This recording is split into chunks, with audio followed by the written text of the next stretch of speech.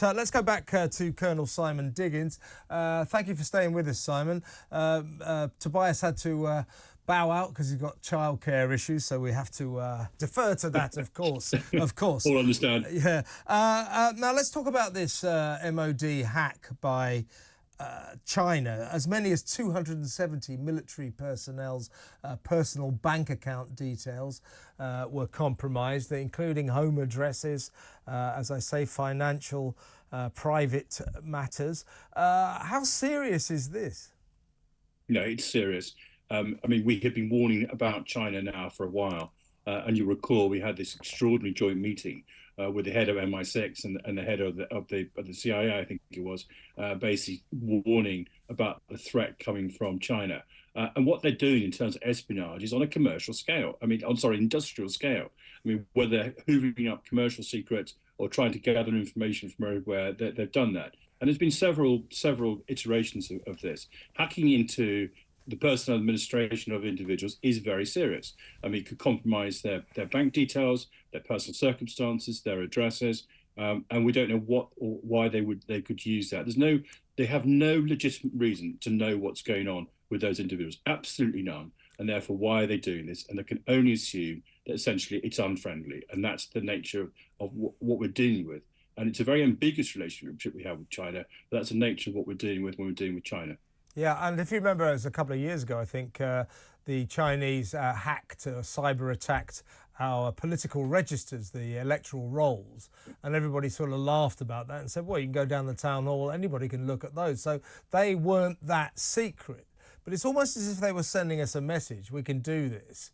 But this time, getting into military personnel's bank details. We're talking about the Army, the Navy, the Air Force, and of course all the personnel that aren't necessarily troops but work around the military.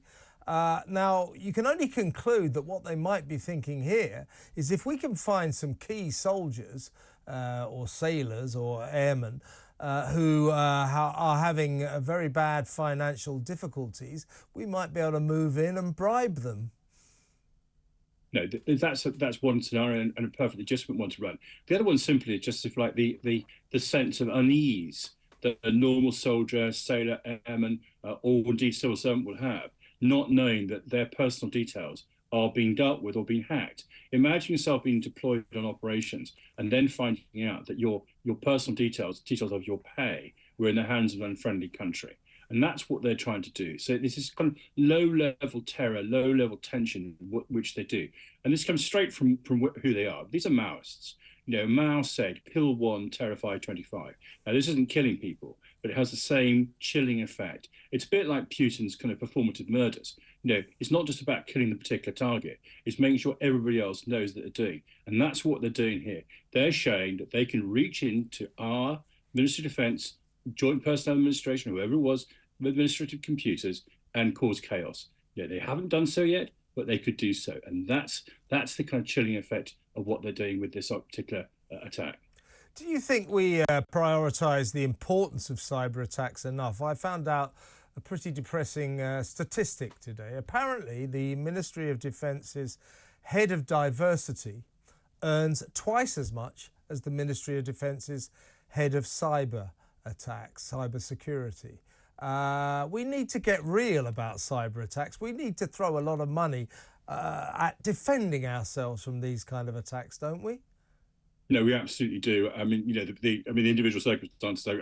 I didn't know the information about that, but the basic principle about that, and this actually, it's a pity that Tobias isn't now with us, but the basic principle that we need to spend significantly more on defence is certainly a drum that he's been banging for a number of years through the House of Commons Defence Committee. He's done a really good job in so doing. But that's exactly where we are. Now, we heard recently from the Prime Minister about a limited, a very small increase in our defence spending from 2.3% of our GDP, 2.5% by 2030. Labour Party have talked about achieving 2.5% when it's basically fiscally responsible. The issue is not whether it's fiscally responsible, it's whether we need to do something about it now. And it's not just about, you know, tanks and guns and aeroplanes. It is very much about these sort of areas: cyber security, the information domain, and making sure that we are secure in all these areas as well. It's a very complex picture, but it does require a significant uplift in the amount of money we choose to spend on defence and security in the round, and we're not there yet. Not by a country mile, I'm afraid, Kevin. There's a sense at the moment, Simon, that China, hostile countries like China, Russia, Iran to an extent, are kind of sending us warning signals. Look, we've got your electoral registers. We go, big deal. Anyone can get them, but they got them. Now we've got this MOD hack. Recently, Russia was caught sending cyber attacks to loads and loads of commercial air flights in Eastern Europe. Lots and lots of flights being very badly disrupted about that. All of this is almost mischievous. It's sort of almost silly. But is this what they're doing? Are they just sending us a message? Basically, in terms of cyber attacks, we can do whatever we like.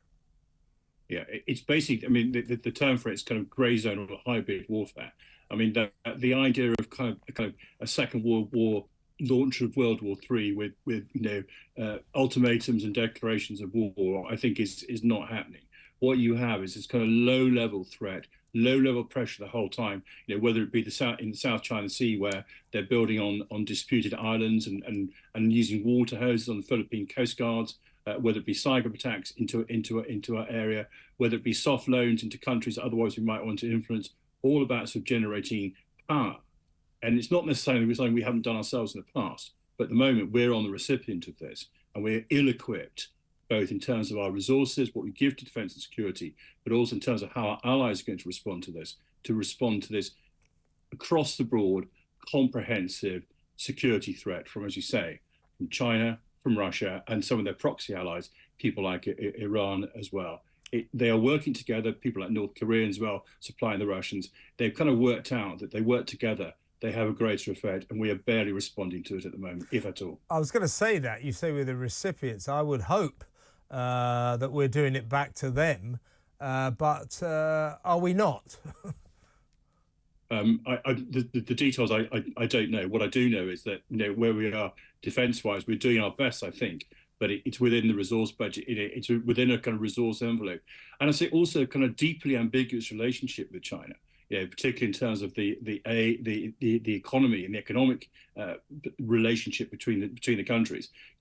Thinking about our overall industrial strategy, our commercial strategy, we're still basically in a game where if they come along and say we're going to buy something, unless it's absolutely high tech like Huawei, where we can actually say no, or rather the Americans tell us not to sell bits of our technology to them, then we're inclined to say yes to that. So that overall sense of a resilient national defence strategy and security strategy, which says this is how we're going to operate as a country independently, and we can support ourselves, and then we can probably have a different sort of relationship with China. But at the moment, we are basically on the recipient of whatever they decide to throw at us. And as you say, they can demonstrate their power just by pushing here, pushing there, and we find ourselves not really able to respond properly.